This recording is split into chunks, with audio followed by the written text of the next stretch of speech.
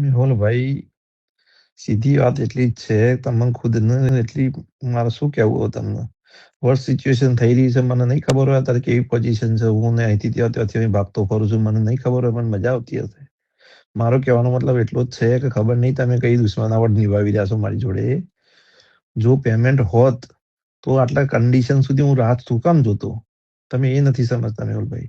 મારા હાથમાં કઈ નતું રહ્યું, બધું 0-0 થઈ ગયું. ત્યારે આ સિચ્યુએશન આવીને ઊભી રહી. લાસ્ટ આપણે રેન્ટ ના આપી શક્યા. આ કરવાનું $10 પાછળ ₹1000 લેવાનું તથ્ય નથી. તમે હજુ બી નથી સમજતા કે એક સાથે 10,000 પબ્લિક નથી કરવાની. ₹1000 મને એમાં તો 100-200 માણસ બી કરશે ને તો એ પૈસાથી જ જે સેટિંગ કરીને મારે જે એમને આપવાનું હતું એ મહિનામાં જ રિટર્ન કરવાનું હતું. તો એટલું બી રિટર્ન ચાલુ થતું, એટલા લોકોને જતું, તો આપણે મેસેજ કરતા કે જો આ રીતે આવે છે, તો બધી પબ્લિક કરતી, તો પબ્લિક ત્યાં કામે લાગતી, તો ઓટોમેટિક આપણને 2-3 મહિનાનો ટાઈમ મળી જતો. તો એમાં મારે જે બીજો જુગાડ અહીંથી ત્યાંથી પેમેન્ટ લઈને જે કરવું હતું એ હું કરી શકતો. પણ અત્યારે હાલ એવી પોઝિશન કરી દીધી કે હું કોઈને મળવા બી નહીં જઈ શકતો ને બહાર બી નહીં નીકળી શકતો.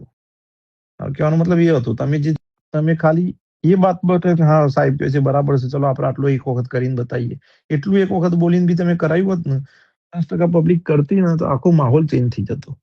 તો આજે આખો સીન ઉલટો થઈ ગયો છે. હવે $10 લેવા પાછળનો તથ્ય મારો નથી. તમે સમજ્યા નહીં. મેં કાલે બી કીધું હતું કે સિસ્ટમ જે પ્રમાણે મેં ઓપરેટ કરાવી છે ને, એની રજીસ્ટ્રેશન ફી સમજો કે જે સમજો એ, હું નહીં હોઉં તો બી એ પ્રમાણે એ લોકોને જતું રહેશે. અને $10 તો આપણે પાછા આપી દેવાના છે. ત્યાં સુધીનું તો આપણે મેનેજ કરી દીધું. એટલે તો મેં કીધું કે આ કરો. પણ હવે શું કરું, કઈ રીતે સમજાવું તમને? બાકી ₹1000 નથી મારું કઈ થવાનું કે નથી પબ્લિકનું કઈ થવાનું. જે પ્રમાણે તમે કહો છો કે હપ્તા ડ્યુ થયા છે, બરાબર, બધાની કન્ડિશન એવી જ છે. આજે આપણે મારી બી કંપનીની કન્ડિશન બી એવી છે. કંપનીના હપ્તા બી આપના પોતાના પ્લેટફોર્મ લલકારને લાઈક કરો, ફોલો કરો, સબસ્ક્રાઇબ કરો અને શેર કરો.